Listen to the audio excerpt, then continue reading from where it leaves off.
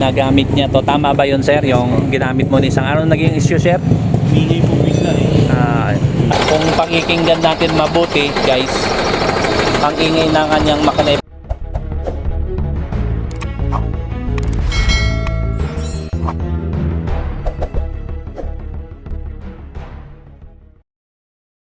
Meron pong sasakyan dito, guys, no? Honda Civic ang kanyang sasakyan, model 1995.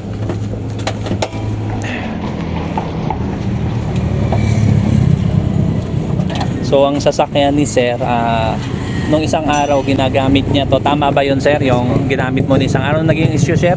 Bigay po bigla eh. Naging issue ng kanyang sasakyan. Ano nga pangalan mo, sir? Raymart po. Raymart, taga saan po kayo? Nandito po sa Pampalay. Taga Ranso. So ang sasakyan ni Sir Raymart, ginamit nyo isang araw ay parang biglang meron daw nag-ingay. So ito chichikin natin na bakit biglang nag-ingay. So paki-under, sir.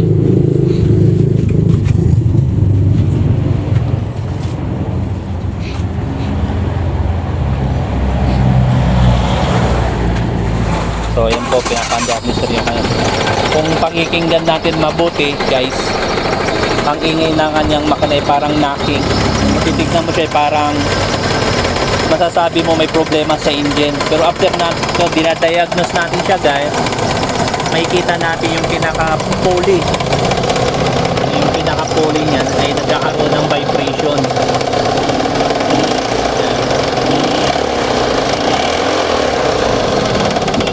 So papalitan muna natin siya ng pulley para makita. At the same time, sabi ni sir, chichikin din natin yung timing belt niya. Yung timing belt niya kasi matagal niya na hindi na-check.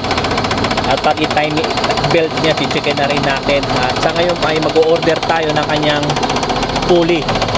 So kailangan muna natin to baklasin para makita. So napakaganda pa po at smooth pa yung andar na sasakyan ni sir.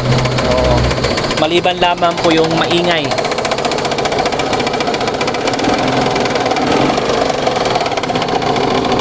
So nagba-vibrate yung pump.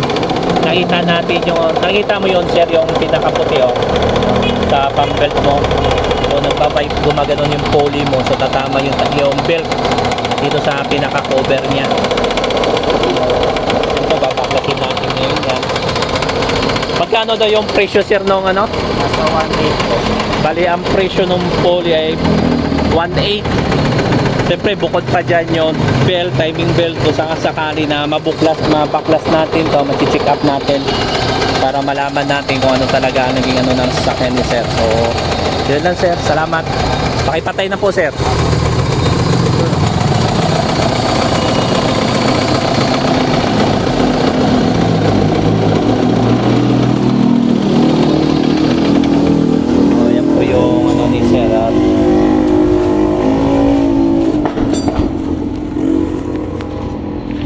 Lang na. So guys, binaklas na natin yung pulley nitong Honda Civic. After ng pagbaklas natin, guys, nakita nyo kanina napakaingay. At ito nga po, binaklas na natin siya. Yan yung pulley nya. Yan, binaklas natin, guys, no? After ng pagbaklas natin dyan, so nakita natin ang problema. Yun.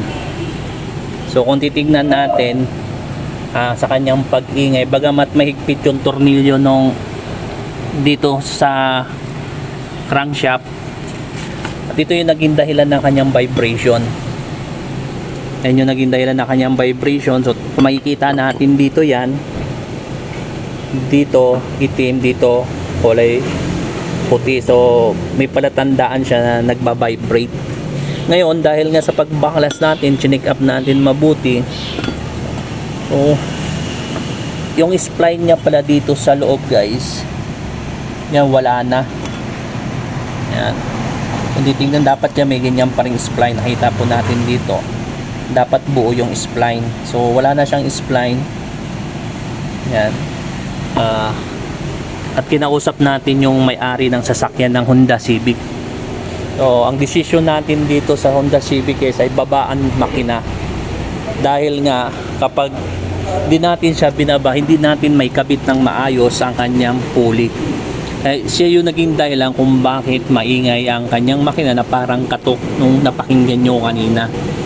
So, sumang-ayon naman yung customer.